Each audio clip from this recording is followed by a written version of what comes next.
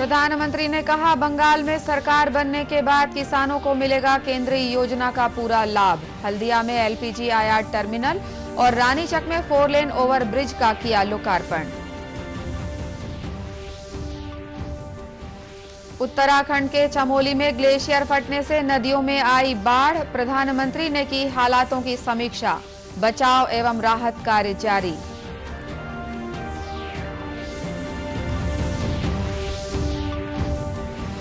बिलासपुर से हवाई सेवा की शुरुआत 1 मार्च से। केंद्रीय मंत्री हरदीप सिंह पुरी ने की घोषणा।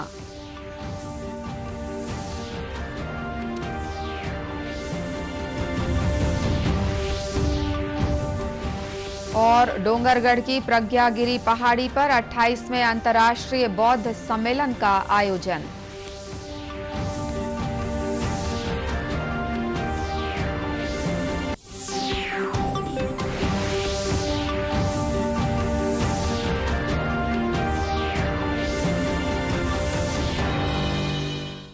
नमस्कार, आप देख रहे हैं दूरदर्शन समाचार। मैं हूं अनुराधा दुबे और अब समाचार विस्तार से।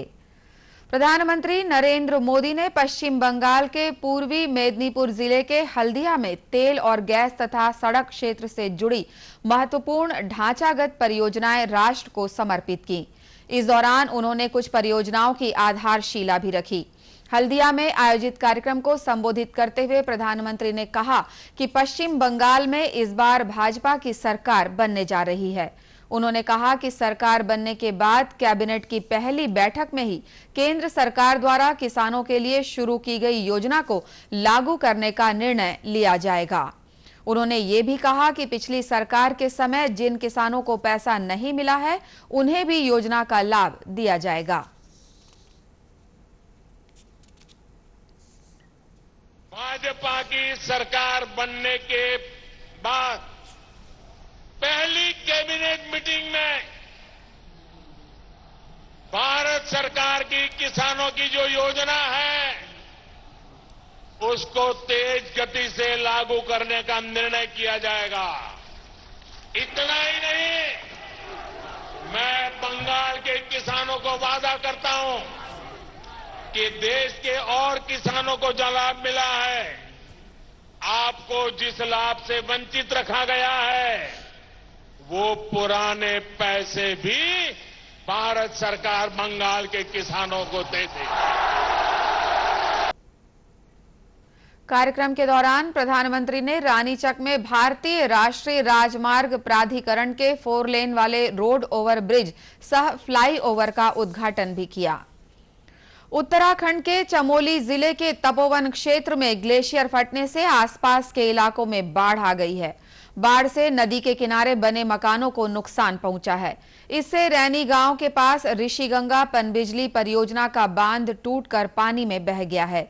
इस घटना के बाद प्रधानमंत्री नरेंद्र मोदी ने उत्तराखंड के हालातों की समीक्षा की। उन्होंने मुख्यमंत्री त्रिवेंद्र सिंह रावत और वरिष्ठ अधिकारियों से बातचीत की। वहीं राज्य आपदा मोचन बल, राष्ट्रीय आपदा मोचन बल और भारत तिब्बत सीमा पुलिस के बचाव कर्मी दुर्घटना स्थल पर पहुंच गए हैं। भारत तिब्बत सीमा पुलिस के प्रवक्ता विवेक पांडे ने बताया कि 200 जवान स्थानीय प्रशासन के लोगों के साथ मिलकर बचाव और राहत कार्य में मदद कर रहे हैं। राज्य आपदा मोचन बल ने अपने बचाव कर्मी जोशीमठ में तैनात कर दिए हैं। सेना के हेलीकॉप्टर प्रभावित क्षेत्रों में हवाई निगरानी कर रहे हैं।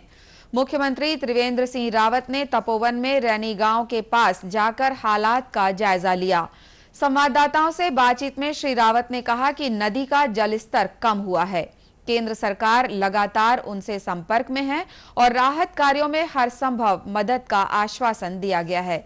अचानक आई बाढ़ के कारण ऋषिगंगा पनबिजली परियोजना क्षेत्र में काम कर रहे कई मजदूर लापता बताए गए हैं। खबरों में बताया गया है कि तपोवन पनबिजली परियोजना का बांध टूट गया है। हालांकि इस प्राकृतिक आपदा का ऋषिकेश और हरिद्वार में कोई असर नहीं देखा गया है। छत्तीसगढ़ के बिलासपुर से हवाई सेवा 1 मार्च से शुरू हो जाएगी। केंद्रीय नागरिक उड्डयन मंत्री हरदीप सिंह पुरी ने रायपुर में आयोजित एक पत्रकार वार्ता में इसकी घोषणा की। केंद्रीय मंत्री ने कहा कि 2017 में प्रधानमंत्री नरेंद्र मोदी ने उड़ान योजना शुरू की थी। इस योजना का मकसद आम आदमी तक सीधे हवाई सेवा का लाभ पहुंचाना है। इसके तहत 700 से ज्यादा रूट तय किए गए थे, जिनमें से 300 से ज्यादा ऑपरेट होने शुरू हो गए हैं। उन्होंने बताया कि 56 नए हवाई अड्डे भी बनाए गए हैं। 700 से अधिक रूट अवार्ड किए गए, जिसमें से 311 ऑपरेशनलाइज हो गए हैं, जिसमें छत्तीसगढ़ के कई शहर हैं जिससे जुड़ेंगे। मुझे कहा जाता है कि आपके यहां एक कोई आंदोलन चल रहा था कि बिलासपुर को कनेक्ट करने के लिए। मैं समझता नहीं आंदोलन क्यों चल रहा था। हमने तो मोदी जी ने कह दिया था कि हम बिलासपुर को लिंक करेंगे। और मुझे बहुत खुशी है आप सब में, हमारे नेता प्रतिपक्ष आप सबके बीच में बैठ के बता के कि 1 मार्च से बिलासपुर से एयर सर्विसेज शुरू हो जाएंगी। ये आज मैं आपके सामने रिकॉर्ड पे ये कह रहा हूं। केंद्रीय मंत्री ने कोरोना वैक्सीन के संबंध में बताते हुए कहा कि भारत विश्व के उन 5 देशों में शामिल है जहां कोरोना की वैक्सीन डेवलप हुई है। गौरतलब है कि केंद्रीय मंत्री केंद्रीय बजट को लेकर प्रदेश के बुद्धिजीवियों से चर्चा के लिए आए हैं। कोरोना से निपटने के लिए प्रदेश में टीकाकरण तिहार मनाया जा रहा है। महासमुंद जिले के 22 सेंटर्स में 6084 स्वास्थ्य कर्मियों को टीका लगाया जा चुका है। टीकाकरण में स्वास्थ्य कार्यकर्ता, डॉक्टर, भृत्य, राजस्व, नगरपालिका तथा पंचायत विभाग के कर्मचारी शामिल हैं। जिले के टीकाकरण अधिकारी डॉक्टर अरविंद गुप्ता ने बताया कि महासमुंद जिले को टीके के कुल 16,000 डोज मिले थे। पहले चरण में 8,979 तथा दूसरे चरण में 4,941 लोगों को टीका लगाया जाएगा। कोविड वैक्सीन प्राप्त हुए हैं और अभी प्रथम चरण में जिन लोगों को लगा है उनको 28 दिन बाद, मतलब कि 16 तारीख को जो तीसरा शनिवार था, उससे उनको द्वितीय चरण का टीकाकरण उन्हीं केंद्रों में किया जाएगा जहां उनका प्रथम चक्र का टीकाकरण हुआ है। इसके साथ ही जो फ्रंटलाइन के वर्कर्स हैं उनको साथ साथ टीकाकरण, उनका प्रथम चरण का टीकाकरण किया जाता रहेगा। इसमें कौन कौन लोग शामिल हैं? इसमें स्वास्थ्य विभाग के अलावा आंगनबाड़ी, नगरपालिका के कर्मचारी, रेवेन्यू डिपार्टमेंट और पंचायत विभाग के कर्मचारी, पुलिस विभाग के कर्मचारी शामिल हैं। इसी तरह कोंडागांव जिले में भी टीकाकरण का कार्य चल रहा है। अब तक जिले में 3000 से अधिक लोगों को टीका लगाया जा चुका है। जिले के कलेक्टर पुष्पेंद्र मीणा ने बताया कि लोगों को वैक्सीन लगाने के बाद आधे घंटे की निगरानी में रखा जा रहा है। उन्होंने कहा कि वैक्सीनेशन के लिए जितने लोगों का नाम है वे बिना घबराए वैक्सीन लगवाएं। बताते हैं जैसे हल्का बुखार आना, दाने होना, थोड़ी कमजोरी आना, पर ये कुछ केसेस में ही होते हैं और ये सब नोन साइड इफेक्ट्स हैं इस वैक्सीनेशन की। तो मैं यही बोलना चाहूँगा कि बहुत कम लोगों में साइड इफेक्ट्स आते हैं और साइड इफेक्ट्स भी अगर आ रहे हैं तो बहुत ही नॉर्मल है। इनसे घबराने की बिल्कुल बात नहीं है। वैक्सीनेशन के बाद में आपको एक मानसिक रूप से तसल्ली भी रहती है, एक शांति भी रहती है कि आप थोड़े से और सिक्योर हो गए इस महामारी के खिलाफ। तो यदि आपका नाम कोविड वैक्सीनेशन की सूची में है तो बिल्कुल घबराए नहीं, तत्काल आगे आए और अपना वैक्सीनेशन करवाएं। उल्लेखनीय है कि कोविड का वैक्सीन 18 साल से कम उम्र के लोगों को तथा गर्भवती एवं शिशुवती महिलाओं को नहीं लगाया जा रहा है। खबरों का सिलसिला आगे भी जारी रहेगा। फिलहाल वक्त है एक छोटे से ब्रेक का।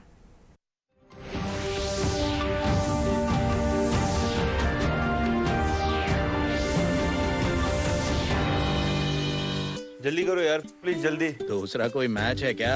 ऐसा ही कुछ है यार, बैंक जाना है दादाजी को लेके। हाँ यार, उम्र होने पर कभी कभी मदद तो लगती है, पर बैंकिंग में नहीं। वैसे भी आरबीआई कहता है सीनियर सिटीजन सबसे पहले। अगर आप 70 साल से ऊपर हैं और आप बैंक नहीं जा सकते तो बैंक आएगा आपके पास जरूरी सेवाएं लेकर, वो भी वाजिब दरों पर। सीनियर सबसे पहले। आरबीआई कहता है जानकार बनिए, सतर्क रहिए।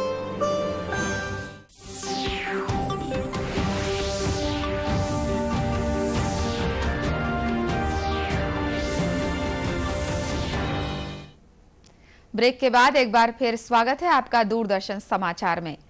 छत्तीसगढ़ सरकार की बिजली बिल हाफ योजना से प्रदेश के लाखों घरेलू बिजली उपभोक्ताओं को राहत मिली है।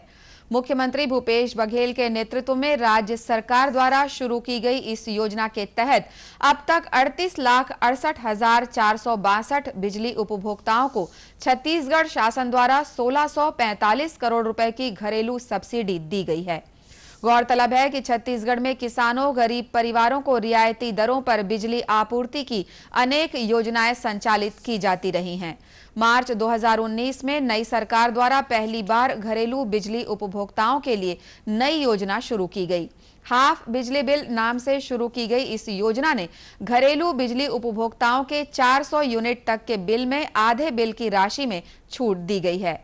इस छूट के समतुल्य राशि राज्य शासन द्वारा विद्युत वितरण कंपनी को अनुदान के रूप में दी जाती है। हाफ बिजली बिल योजना प्रदेश के लाखों घरेलू उपभोक्ताओं के लिए अप्रत्याशित और सुखद बदलाव की योजना साबित हो रही है। पूर्व मुख्यमंत्री स्वर्गीय अजीत जोगी के जीवन की कहानी पर जनता कांग्रेस छत्तीसगढ़ ने बायोपिक बनाने की घोषणा की है। पार्टी के प्रदेश अध्यक्ष अमित जोगी ने बताया कि ये फिल्म हिंदी और छत्तीसगढ़ी दोनों ही भाषाओं में बनाई जाएगी। उन्होंने बताया कि स्वर्गीय जोगी की प्रतिमा 29 अप्रैल को प्रदेश के सभी जिला मुख्यालयों में लगाई जाएगी। लोग उनके जीवन के बारे में और अधिक जाने, इस उद्देश्य से हमने निर्णय लिया है कि इस साल हम जोगी जी की जीवन पर छत्तीसगढ़ी में और हिंदी में सिनेमा का उनकी लाइफ पर जिसे कहेंगे एक बायोपिक जो होता है वो बनाने का निर्णय भी हम लोगों ने लिया है। पार्टी की कोर ग्रुप की बैठक के बाद अमित जोगी ने पत्रकारों से बातचीत में इसकी जानकारी दी। उन्होंने बताया कि जहां जहां नगरीय निकाय चुनाव होंगे, पार्टी उन सभी स्थानों पर अपना प्रत्याशी उतारेगी। साथ ही प्रदेश, जिला और ब्लॉक कार्यकारिणी का गठन भी जल्द कर दिया जाएगा। उन्होंने बताया कि 29 अप्रैल से 29 मई तक अजीत जोगी की याद में रोज कार्यक्रम किए जाएंगे। इस दौरान विधायक रेणु जोगी भी मौजूद थीं। राजनांदगांव जिले के डोंगरगढ़ स्थित प्रज्ञागिरी पहाड़ी पर 28वां अंतर्राष्ट्रीय बौद्ध सम्मेलन का आयोजन किया गया। इस अवसर पर धम्म रैली निकाली गई। रैली का जगह जगह स्वागत किया गया। ये रैली नागसेन बौद्ध विहार से निकलकर नगर के विभिन्न चौक चौराहों का भ्रमण करते हुए प्रज्ञागिरी पहाड़ी पहुंची। बौद्ध अनुयायियों ने भगवान बुद्ध के विशालकाय प्रतिमा के समक्ष मोमबत्ती जलाकर विश्व शांति के लिए बुद्ध वंदना की और अतागत भगवान गौतम बुद्ध के बताए मार्ग पर चलने का आह्वान किया। समाज प्रमुख और राजगामी संपदा न्यास के अध्यक्ष विवेक वासनिक ने बताया कि यहां पर हर वर्ष अंतर्राष्ट्रीय बौद्ध सम्मेलन का आयोजन किया जाता है। इस वर्ष कोरोना संक्रमण के कारण देश और विदेश के श्रद्धालु नहीं पहुंचे। विदेशों के भंते नहीं आ सके कोरोना के चलते, इसलिए लोकल लोगों द्वारा ही भंते संघ रत्न मान के, भंते सुरई ससाई, इनके द्वारा रैली निकालकर धम्म पूजा की गई। विश्व शांति के लिए इसमें प्रार्थना की गई और सभी की मंगल कामनाओं के साथ प्रार्थना की गई और उसके साथ ये समारोह संपन्न हुआ। इस कार्यक्रम में धम्म नायक आचार्य नागार्जुन सुरई ससई शामिल हुए। सम्मेलन में सांसद संतोष पांडे भी शामिल हुए। इस कार्यक्रम में बड़ी संख्या में बौद्ध उपासक उपासिकाएं सहित बौद्ध अनुयायी शामिल हुए। और आइए अब देखते हैं फिट इंडिया संदेश। जितना फिटनेस की डोज आधा घंटा रोज, इस मंत्र में सभी का स्वास्थ्य, सभी का सुख छिपा हुआ है। आधा घंटा फिटनेस को ताज़ा खबर को ताज़ी हवा में पढ़ लो। अरे पार्क नहीं तो छत पर थोड़ी वॉक ही कर लो। सब्जी हो या तरकारी हाथों में भर लो। अरे 2 मंजिल का जीना है, ढीली ही चलो। फिटनेस की डोज आधा घंटा रोज।